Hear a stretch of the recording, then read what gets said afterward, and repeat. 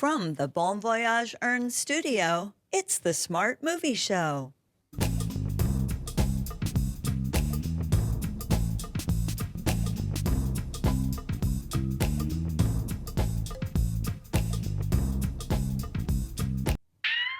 Hollywood, this is the Smart Movie Show. One very important thing, mate. I'm Captain Jack Sparrow. Blockbusters, tearjerkers, family fare. Everything is awesome. What's worth seeing in the theater, and what should you just watch at home? Are you a good witch or a bad witch? This is the Smart Movie Show. The Smart Movie Show is made possible by... We love our pets. When they pass on, we want to treat them with the respect they deserve. Bon Voyage Earns. Biodegradable. Marine safe. Pacific Ocean Delivery. More information at bvearns.com. VO Heroes. Award-winning voiceover training and support. Teaching the art, science, and commerce of VO. Information at voheroes.com/smart. OC White microphone and display arms for broadcast at ocwhite.com/broadcast. Welcome to the Smart Movie Show. I'm Victoria. I'm Jennifer. Oh, that was too fast here. Oh, sorry, I am Jennifer. My name is Max. This is the Smart Movie Show for the week ending September 16th, 2022, also known as show number 364. Here's what's on the show this week. Confess Fletch, rated R on Paramount. Language Lessons, rated TVMA on HBO Max. Reboot, rated TVMA, debuting this coming Tuesday, which I think is like the 20th. Happy birthday. On Hulu. And Remembering, rated G on Disney Plus. I think that's available now, so everybody can have fun and check it out. Let's jump into the top 10. I always want the top 10, but we only have time for 5. So let's share with you our 5. This is the box office for weekend number 36 of 2022, September 9th through 11th, Friday, Saturday, and Sunday. Coming in at number 5, it's their third week at the box office from Sony, The Invitation, which is a vampire movie. They have a budget of $10 million. They've taken in domestically $19 million, overseas $6 million, for a worldwide total of $25 million. And I like to look at the who's in it and who made it kind of information for all the films. And one thing that I found about this one is that both the director and the writer are female, which I think is pretty cool. And I look into the careers, what have they worked on in the past and how did they get where they're going? And the writer of this movie actually started out way back when as a PA on the movie The Whole 10 Yards, starring Matthew Perry. And that reminded me a little bit of the career of our friend Kelly, who started out as a PA on things like The Bachelor, and she's now a screenwriter as well. Oh, she decided to hang up. Will you do number 4 for her? Sure. I will do number 4.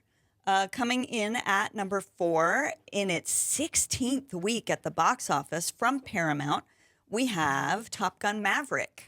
It had a budget of $170 million. Domestically, they've taken in $706 million. Overseas, $748 million for a worldwide grand total of $1.45 billion. And they have just let us know that they are getting a special disc release. Collector's edition. It is the She's going to Steelbook. jump in. Yes, Steelbook Superfan Collection, which has Top Gun and Top Gun Maverick in a really nice set, really nice cases. This is coming out in December, so just in time for the holidays if you have a big Top Gun fan that you want to gift this to. And since it's this special edition in 4K, it also includes dog tags, decals, coasters. So you're really getting a bunch of merch along with the great high quality discs. Coming in at number 3 from Sony after 6 weeks, it is Bullet Train, starring Brad Pitt, Channing Tatum, Ryan Reynolds, Sandra Bullock. More on that in a minute. They had a budget of $90 million. domestically $93 million, overseas $119 million, giving them a worldwide total of $212 million. Now, you notice I mentioned a bunch of the, in a way, a spoiler, cameos. There is a running gag because Ryan Reynolds had Brad Pitt play the Invisible Man in Deadpool 2. And you only see his face momentarily when he parachutes into power lines. He becomes visible, and it's Brad Pitt, and then he falls off the things, and he's invisible again, so you don't see him. And then, if you remember in Free Guy, Ryan Reynolds had Channing Tatum as a video game character. And so they must hang out or something because they're all trying to make sure that they get their cameos amongst all their little properties. And so Brad was very adamant to make sure that he got Ryan in this one. And then Ryan said, well, I want to be very adamant that we get Channing in here. And they both show up in the movie. So that was a lot of fun. Coming in at number 2 in its first week at the box office from Walt Disney Studios. They distributed this. They didn't make it. It is called Brahmastra Part 1 Shiva. And I may be pronouncing some of that wrong, and I apologize. A budget of $51 million. Domestically, they've taken in $4.5 million. Overseas, $19 million for a worldwide total of $23.5 million. And this is a Bollywood film, and they're trying to reinvigorate the box office there as well as here. So they went for a worldwide release on this one, and it has become the first Bollywood film to top the worldwide charts. So congratulations to them. And coming in at number 1 after their first week from 20th Century Studios, Barbarian. They had a budget of $11 million, and they almost made it back already with a domestic intake of $10.5 million and no money overseas, bringing their worldwide total to $10.5 million. So the director recently went to Twitter to share his what's called a rip reel for this movie. And so what's a rip reel? It's not just letting one rip on camera. It's it's like a trailer for the movie before you even make the movie. So when you are selling the movie to studios, the filmmakers will put together this clip-o-matic, this mood reel, tone reel of other people's work that sets the tone of the movie. So if you're comparing your movie to Batman v Superman, you put some clips of Batman v Superman in there, or whatever it may be, so that the people you're trying to sell it to get an idea. So he's shared that, and you can watch it now as well on his Twitter. All right, just real quick, D23 was last weekend, and they released more trailers and teasers for movies and TV shows than we could possibly share. But let me narrow down a couple of the things that I saw that I was really excited about and I'm looking forward to. Black Panther's coming. The Mandalorian, you're supposed to say the whole thing. Season 3 is coming. Inside Out from Pixar, the 2 is coming out. And I might be interested in the new National Treasure series. I was a big fan of National Treasure 1 and 2. I hear Nicolas Cage will not be in it. Will that disappoint me? I don't know, but I'll find out. And one new thing that I think is really cool is a new title card with a new castle logo for the Disney 100th anniversary. Still to come on the show, Confess Fletch, language lessons, and more. Stay tuned. From the Bon Voyage Earn Studio. 1.21 gigawatts! 1.21 gigawatts! How am I going to generate that kind of power? It can't be done, can it? Prepping that flux capacitor for another trip through time. It's the Smart Movie Show. Welcome to the Smart Movie Show presented by New Tech. I'm Victoria, and today we have language lessons on HBO Max. But first, Confess Fletch. Here's some of the trailer. Hi, Frank. Where are you right now? None of your business. Come on, Fletch. Aren't you bored? I need you for a story. I got that police report you wanted. I just emailed it to you. It's encrypted. What's the password? My father's paintings were stolen. The Picasso was appraised at $20 million. don't know who people hate more, cops or reporters. It's cops. That is a little bit of the trailer IMAX from Confess Fletch, rated R in select theaters today and Paramount Plus. I was a big fan of the Chevy Chase versions of Fletch. I watched both of those back in the 80s or whenever they were made, and I thought they were really fun. And then apparently the actor went nuts in a way because every other job that he got after that, he ended up getting fired from, like Community. He was That's a long time somewhat later. fun in that, but then I guess he became trouble.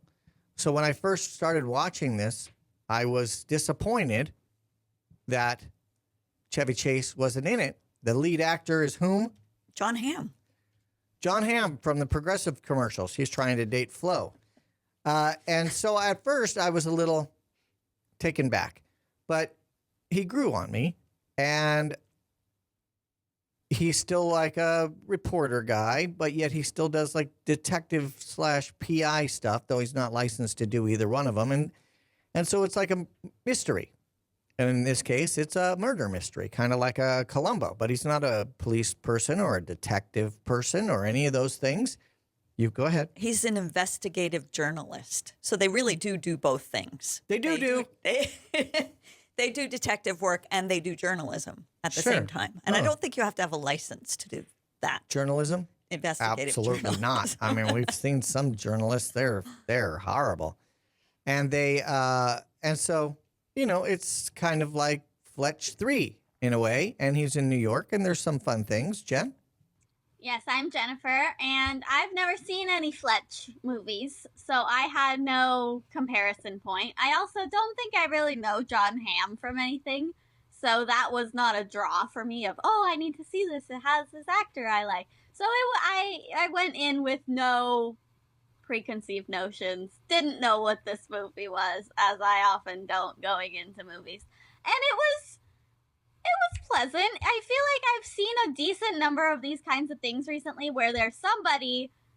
There was that other show where the guy is accused of something and he helps them solve and get the guy who actually did it. So it's that same kind of vibe of he's in an Airbnb and there's a murdered woman downstairs, and so he calls it in, and then of course they think that he did it because he was the one who was there in this Airbnb and who is this lady, and there's someone who matches his description who was seen with her and all of these things. So then he knows that he didn't do it, and so he's trying to figure out who did and work with the detectives to put the pieces together. But he's in Boston to connect with this art dealer because his girlfriend's mom's paintings were stolen, and so he's there on this other sort of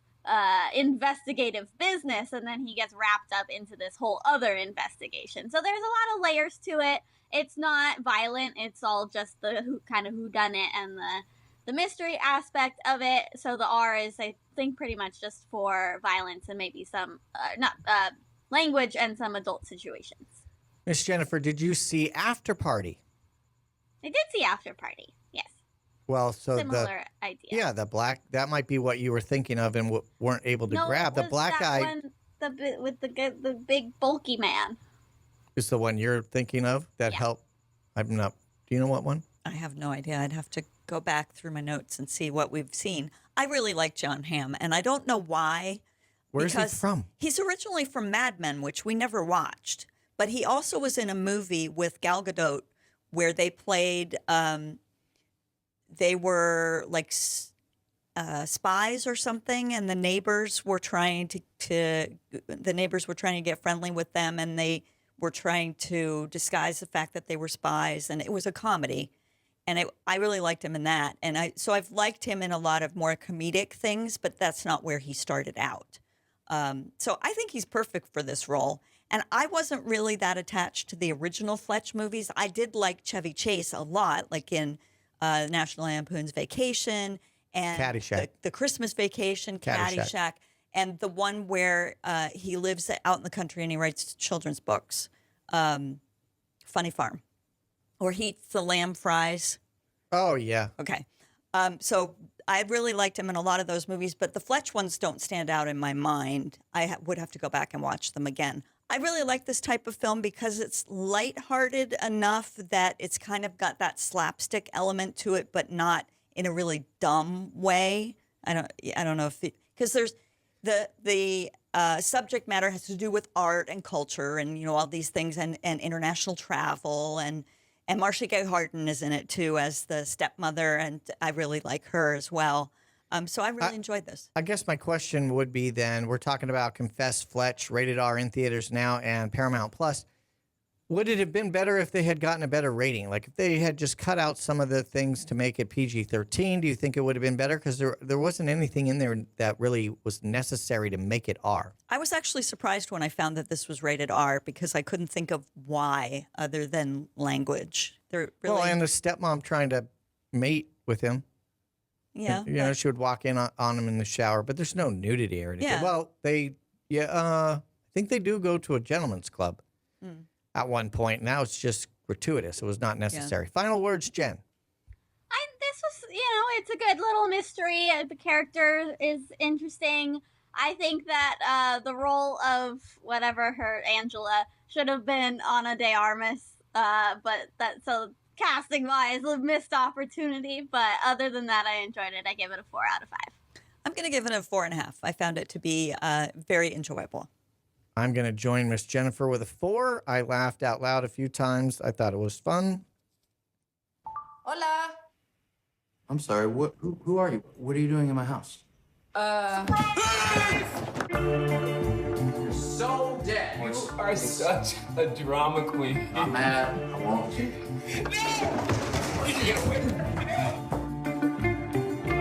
Who are you again? I'm your Spanish teacher. So I have to speak Spanish for one day. Well, I actually bought the 100 lesson package. Will, did you buy me 100 Spanish lessons? I'm you know who I am. I'm Jennifer, and that's a bit of the trailer for Language Lessons, rated TVMA on HBO Max. This is I would call it I think they're called a desktop movie, where it takes place on Zoom. Well, it doesn't say it's Zoom, but the characters are video chatting with each other and leaving each other video messages, and that is how the whole movie is. So just be prepared. It's also about Spanish lessons. So they talk in Spanish a lot, so there are a lot of subtitles. So also keep that in mind. So if you don't like those things, you're not going to like this. So Cariño is a Spanish instructor and she lives in Costa Rica. And Adam is a man whose husband Will signs him up for 100 lessons so that Adam can practice his Spanish. And then tragedy strikes and Adam needs a friend. And the person that he's been talking to a lot recently, because he has all these Spanish lessons, is Cariño. So she sees him kind of at his worst, and they build this friendship beyond just, I'm going to help you with your conversational Spanish skills. And there are some possible twists in here. The character, it's super character driven. It's all dialogue. There's no action really. It's just the relationship between these two people and how they bond in this hard time and even across these many, many miles. So it's very, very heartwarming. It's tear-jerking. It is very emotional and very well written, very well acted. It's with such a simple format, it could go wrong very easily, but it didn't. It carried very well. We're talking about Language Lessons, rated TVMA on HBO Max. And the young lady is one of my favorites. She was from Middlemen, which got canceled too soon, but thank goodness there was a follow-up comic book or two. Who else is in this film? Well, only one other person, and that is Mark. Wait, I saw someone in being chased around the house. Okay, so that's all he's in it. Okay. And a photograph. Mark Duplass is the other actor in this film, and he and Natalie actually wrote this film together, and she directed it. This was her directorial debut. They filmed this entirely during the pandemic, each in their own home, so that they were being safe when all the studios shut down. And in a lot of ways, I'm thankful that the pandemic came around that allowed them to do this project, because they really put their heart and soul in it, writing it and then, portraying these characters and really getting the message across about two absolute strangers developing a friendship very quickly over a great distance by never having met in person. And in fact, Mark did a lot of publicity around when this came out last year, and he said that he was adamant about making his character be in a committed marriage with another man, so that this movie could focus on a platonic relationship between a man and a woman. So there would be no creepiness. There would be no, romantic undertones. Exactly. It was entirely about friendship and needing people in your life and reaching out to people and becoming close with them. And I thought that was a wonderful way to do it, because it just it made it so clear. These are two people who are not going to, no matter what, they're not going to become romantically involved. And they can focus on, are they going to become better friends? Are they going to be there for each other? Are they going to pull back? Are they going to, go all in with the friendship? Are they going to make it strictly business to get through these Spanish lessons? What is going to happen? And it really is a journey that, it takes place over a short period of time. Like they only meet a few times online, but in between they send each other these video messages. And it's fascinating to see how the relationship develops between them. Yeah, it does kind of flip-flop on what that dynamic is going to look like. And it's a short movie. It's only 91 minutes. But it's riveting somehow, even though like I said, there's nothing happening except them talking to each other. But what are those moments that they feel like are important to share with each other? When they are in between lessons, why are they sending those video calls to each other? What is it that they wanted to share? And I feel like it is a lovely depiction of what it's like to make friends as an adult. It just becomes this, oh, well, I thought you might be interested in knowing that this happened. Or I thought, I saw this thing and I was wondering what you would think about it, or whatever it may be, or this is what I'm going through right now. And relating your experiences to each other. Like, have you experienced this kind of tragedy before? So those kinds of things that have brought them together. We're talking about language lessons, rated TVMA on HBO Max, and it's pretty much just for language. There's nothing else that's happening except people talking, and they use colorful language. And I'm trying to think if any of it is in Spanish. I think it's all in English, so all the bad words. So this is not a way to learn bad words in Spanish. But it is. It was also fun to listen to the Spanish and be like, hey, I know that word. Oh, I know that word. And I like that the subtitles would tell you when he was saying something wrong. It would give his grammar mistake.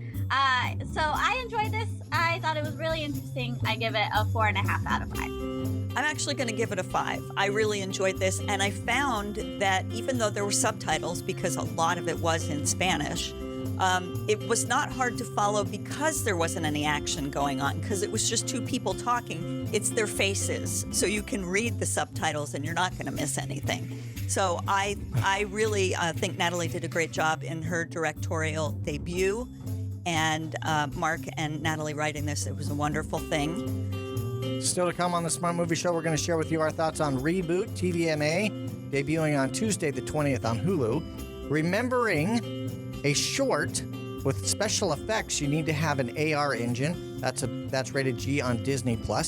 It's the Smart Movie Show. Stay tuned. From the Bon Voyage Ernst studio. Movie news, reviews, and interviews you can use. It's the Smart Movie Show. The Smart Movie Show is made possible by... We love our pets. When they pass on, we want to treat them with the respect they deserve. Bon Voyage Ernst. Biodegradable, marine safe, Pacific Ocean delivery. More information at bverns.com. New Tech Broadcast Solutions. Products include TriCaster, 3Play, TalkShow, and NDI Technologies, supporting independent broadcasters and content creators, churches, and education. Information at newtech.com. Electro Voice professional loudspeakers and microphones. Broadcast microphones, music and performance microphones, speakers, and more. Information at electrovoice.com. Welcome to the Smart Movie Show. We're happy to have you here with us. My name is Jennifer. Coming up, remembering. But first, here's some of the trailer for Reboot. We're definitely on the lookout for breakthrough shows. So, what do you got? I want to reboot the old sitcom Step Right Up.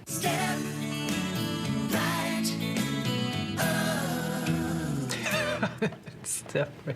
Are you serious? And I want to do it with the original cast. According to Wikipedia, Clay Barber, drug charge and disorderly conduct. Brie Marie Jensen did a low-budget sci-fi cable show, and Reed Sterling left to pursue a film career. Not what they taught us at the Yale School of Drama. I'm Max, and that's a little bit of the trailer for Reboot, rated TV MA, debuting on Hulu on Tuesday, September 20th. I love this show. We got a sneak peek of it in 8 or 9 episodes. I finished them all, and I want more. That's all I can say. And it's driving me batty because I can't tell you anything about it. That's not true. I can tell you some things about it, but I got a lot of secrets that I have to keep, and I don't want to keep the secrets because I love this show. I even, on my band tour across 5 states over the last week, was talking about this show because not any spoilers, but I like this show for many reasons. One, if you've watched us in the past, I love behind the scenes things. I like to see how Mandalorian was made on, digital LED background walls instead of green screens or blue screens. I never really had a lot of exposure to the writing room. And, we know where this is shot. We have walked around the Fox lot 1,000 times, and we're like, oh, that's right by the Zanuck. Oh, that's right by the little theater. Oh, this is that little path I made you walk through that one day when it was raining. And this is where the cat hangs out, and you're not supposed to feed it. And, all these things. So it's behind the scenes. We get to see the tension from one of the actors and the director from when they were on first. We get to see lots of the lot, which I think is fun. And they're walking by some places, and the carpenters are out there building flats and backgrounds and little buildings. And I am just fascinated by the whole thing. And then there's a story to it. You know what I mean? So that was a lot of fun for me. I really enjoy this as well. And just one little correction I found out after the fact that this is rated TV 14, not TVMA. Oh, great. I thought with the language. Me too. That it would be TVMA, but apparently, according to IMDb, it's TV 14. Well, they use the F word, so I would say. It also might be also nudity. Yeah, it might be episode by episode because some of the series do that where one is rated TV 14 and another is rated TVMA. Jen said there was nudity. Where? You see boobs in the first episode. You do? Yeah. Oh, was that the one where they go to the dance club? No. Oh, I don't think so. You finished, Miss Victoria. Okay. You have to introduce yourself. I'm Victoria. I wanted to talk about the cast because there are some people in here that we really like, and that was one of the reasons that we were super excited to watch this. And that is Keegan-Michael Key, of course, is one of our favorite actors, and he is everywhere now. Yes, he is everywhere now, and he plays Randall. Is that his name? Reed. Reed. Okay, and Judy Greer plays Brie Marie Jensen, who Larson. Who? What? Brie Marie Larson. Oh, it says Jensen in this the thing that I'm looking at. Anyway, in the old sitcom, they are husband and wife, and she has a kid from her previous marriage, and the grown-up version is played by Caleb Worthy, who we know from Austin and Ally on Disney Channel. And her ex-husband lives with them. So it's this weird, awkward situation, family situation. And he is played by Johnny Knoxville, who is typecast because this is like, the hard partying guy from the way back when who, doesn't even remember his time on the show because he was so out of it. And the chemistry among the cast is great. And it's just laugh out loud funny. And there's a lot of stuff that's inappropriate, but that's part of what makes it funny, because some of it is like fish out of water stuff. And because they're actors, they are a certain way. And then the writers have their own dynamic, and this writer's room full of old writers and new writers. And so it's just funny all around. Jen? I've watched the first 4 episodes, so I'm not as far into the show, but it is very entertaining. It's fun to see the dynamics of these people coming together after many years, and I like the writer's room because there's a lot of conversation of like that, we can't tell that joke anymore.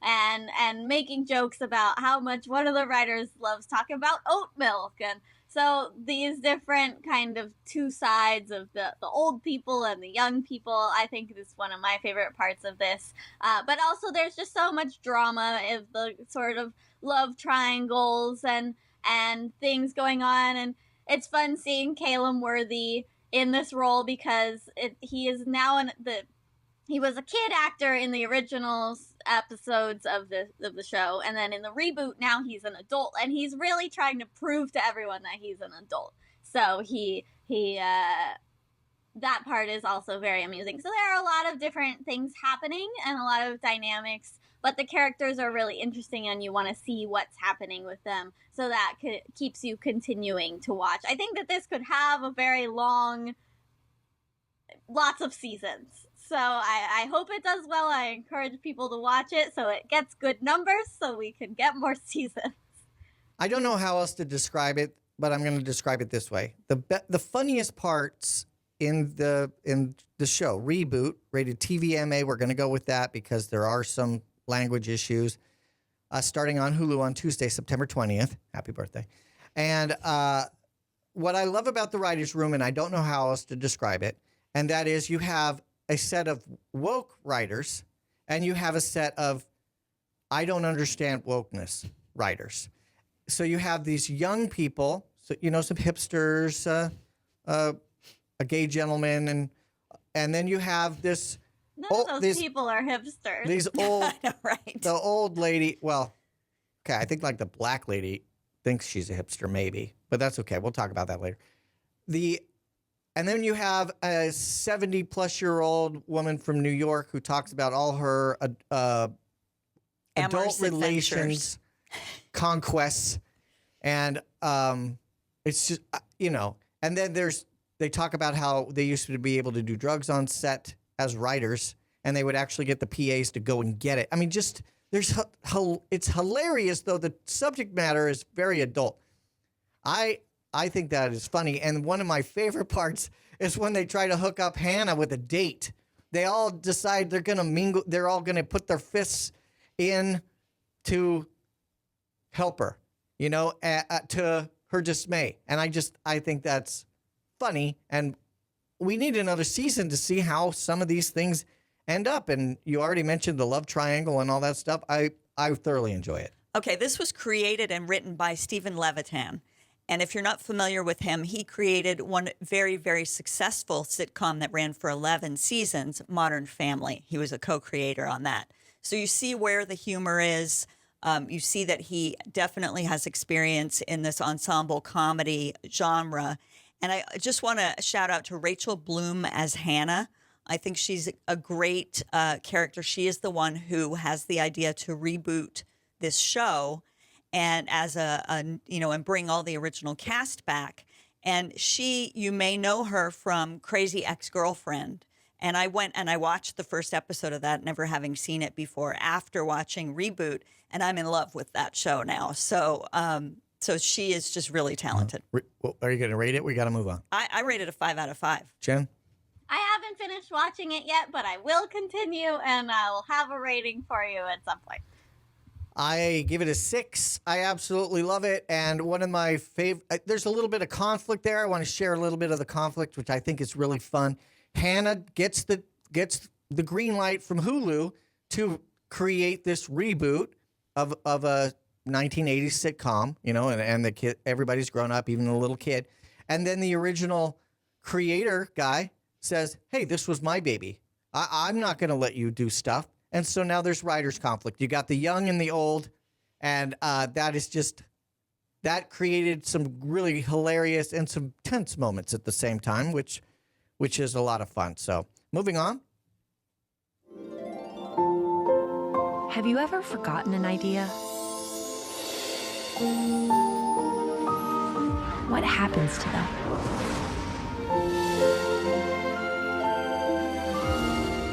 Where do they go?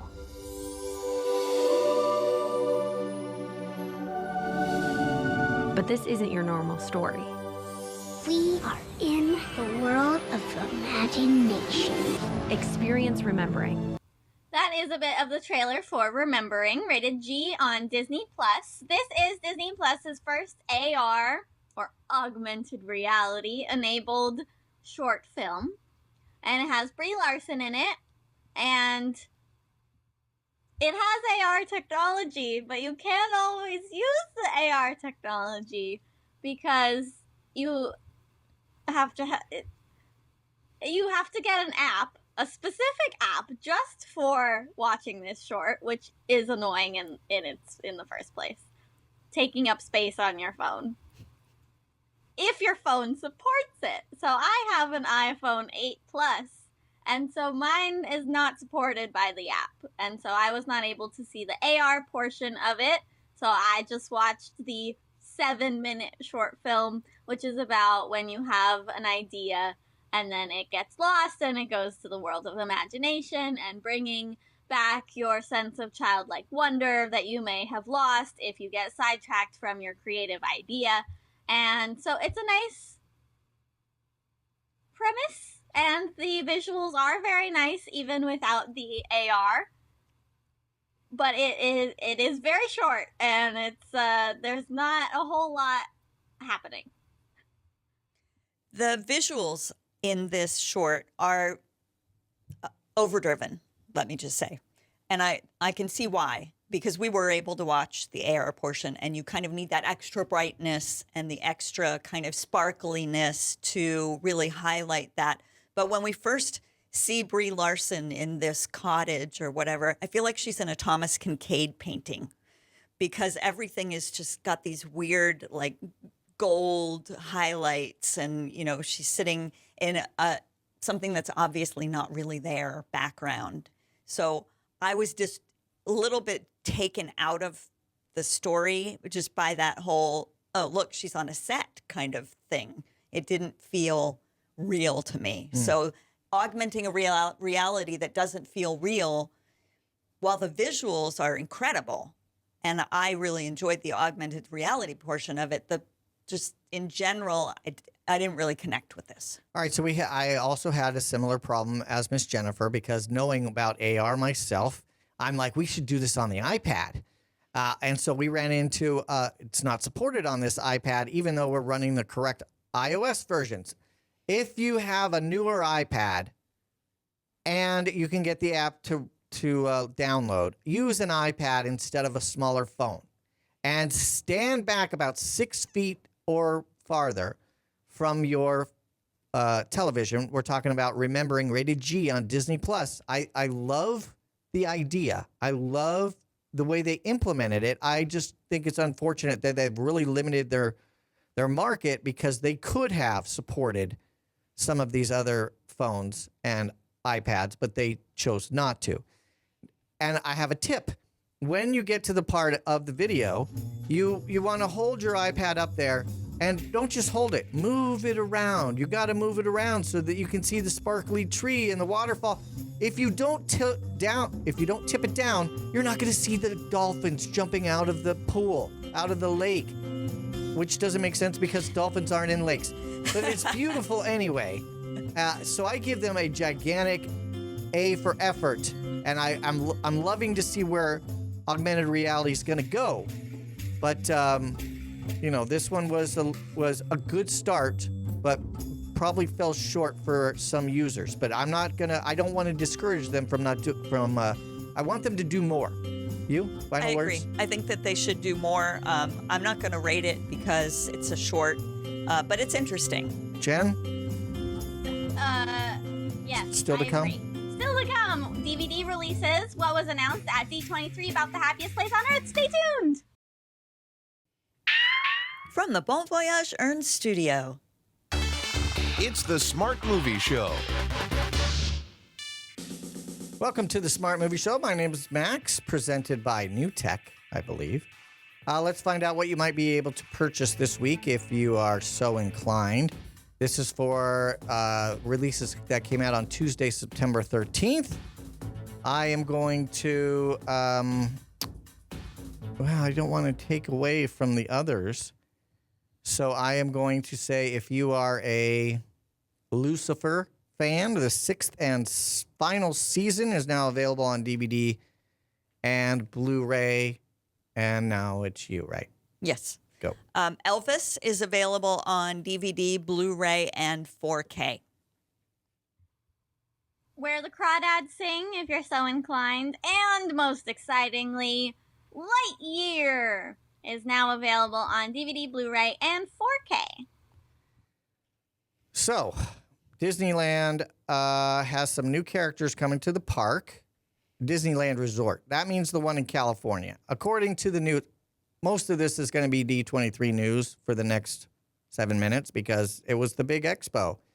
And they wanted to tell everybody about Disney parks and what's going to be coming to Florida and Shanghai and Paris and all these things. So we're touching just on Galaxy's Edge at Disneyland Park. You're going to be able to see the Mandalorian and Grogu, also known as Baby Yoda. So that you're going to see them walking around. I have a feeling that Mando is probably going to be carrying Grogu, like my little character that I have from my Christmas present. So that should be fun. Look for that. And in another area, this one's in Disney California Adventure, there's an area of the park that is supposed to represent San Francisco. It's got the wharf and the cannery. It's where the Ghirardelli store is and some of the restaurants. And it's called, and we get margaritas there. It's called Pacific Wharf. Well, they're rebranding it now and is going to be reimagined into not San Francisco, but San Francisco from Big Hero 6. Baymax. And Baymax will be walking around. Oh, I'm losing my mind. And we mentioned earlier that it is the Disney 100th anniversary celebration. It's not the 100th anniversary of Disneyland, but it's the Walt Disney Company's 100th anniversary. And the happiest place on Earth is, of course, jumping in on that celebration. So they're celebrating with 2 new nighttime spectaculars, as they like to call them. So a new version of World of Color, which I don't think there's been a different version since they first started World of Color. And that's going to have a new song called Start a Wave. And it is going to, new stuff will be projected on the water. Wait a minute. Yeah? If you don't mind. Do you remember, though, when they first started, wasn't like Neil Patrick Harris in it? And then the one we saw a week or two ago was new and had, am I wrong? That's true. It has been different. But I feel like it's been the same for a long time. Okay. All right. My mistake. No, I was just curious. I wanted to make sure we both saw the same thing. Maybe that was a holiday one or I don't know. And then in the other park, so that's in California Adventure. And then at Disneyland, there's going to be a new fireworks show called Wondrous Journeys. And it says it's going to feature all 60 Walt Disney Animation Studios films to date. So I don't know how long these fireworks are going to be or how short those are going to be on the screen. But they're going to do a lot of that projection work they've been doing before. And that is also going to have a new original song called It's Wondrous. So new music to go along with our nighttime spectaculars. I was a big fan of Squid Games, and one of the stars, Lee Chung-jae. Am I wrong? You skipped down a little bit. I did? Yeah, you skipped the other Disney. Oh, I didn't have that. California Adventure news. Do you know what it is? Because I don't have it. It's about Avengers Campus adding another ride, which when I told you about it, you were like, what? Where's the Quinjet? We want the Quinjet. And the Quinjet is sitting right on top of the campus. So I thought, well, that was the original plan. And now they're going to throw what in there? Thanos is coming back for a new ride. So they're expanding into the multiverse. And it's, I guess, a different version of Thanos because we all know what happened to Thanos. It's going to be an epic family adventure where you get to team up with some of the Avengers to fight foes in the multiverse, including King Thanos. And he is a villain designed specifically for Avengers Campus. Thank you very much for filling in for me. Now back to you. Okay. Something that you want to keep your eye out for this coming week, I believe it's airing on the 22nd, and that is Norman Lear's 100th birthday celebration on TV. And Norman Lear, if you don't know, he created a lot of iconic TV shows like All in the Family, The Jeffersons, Good Times, Maude, and Mary Hartman. And he actually made it to his 100th birthday. They didn't plan his party for before his birthday like they did with Betty White. And so he, hopefully he makes it to the party. But it will be airing on September 22nd on ABC, so you want to check that out. So it was his birthday, and on his birthday, he got the green light for moving forward with his new comedy. It's going to be on Freevee, and it is about a car wash owner who is reunited with his family after 17 years of being estranged, and he discovers that his child is a trans woman, so played by Laverne Cox, who you know from Orange is the New Black. And so that is it's special to get your next show picked up on your 100th birthday. So that'll be coming to Freevee. All right, now back to my story about Squid Games. I was a big fan of that, and one of the stars is Lee Chung-jae. Hopefully I got that close. He will be joining the cast of the new Star Wars series, The Acolyte. And if you enjoyed him in Squid Games, I'm sure you will enjoy him in this new Star Wars series.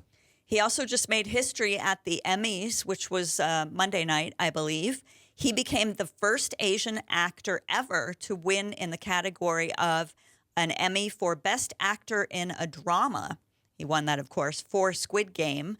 And he is the fourth Asian actor ever to win in any of the Emmy performance categories and the first to win the drama award for a non-English speaking role.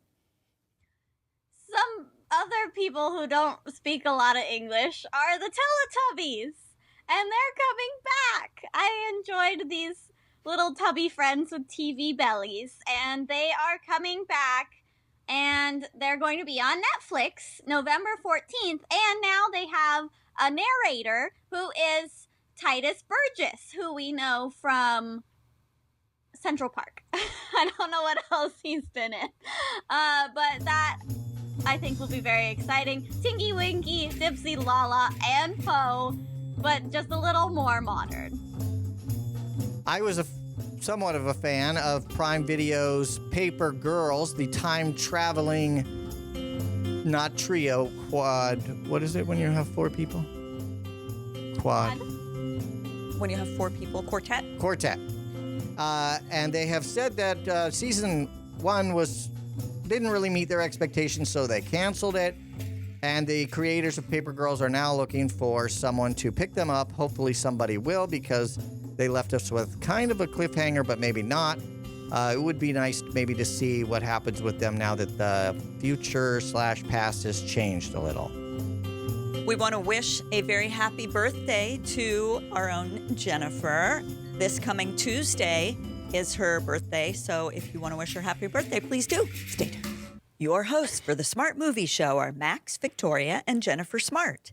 Announcer David H. Lawrence XVII. Produced by Ian H. Stewart and Meredith H. Stewart. Writer Victoria Smart. Graphics by Lauren Brazel. Special thanks to the Find Your Voice Center for production space. iMedia Touch radio automation. Electro Voice microphones. NewTek TriCaster. All logos and trademarks are the property of their respective owners. Copyright 2022, Smart Family Media. All rights reserved. For more information, visit smartmovieshow.com.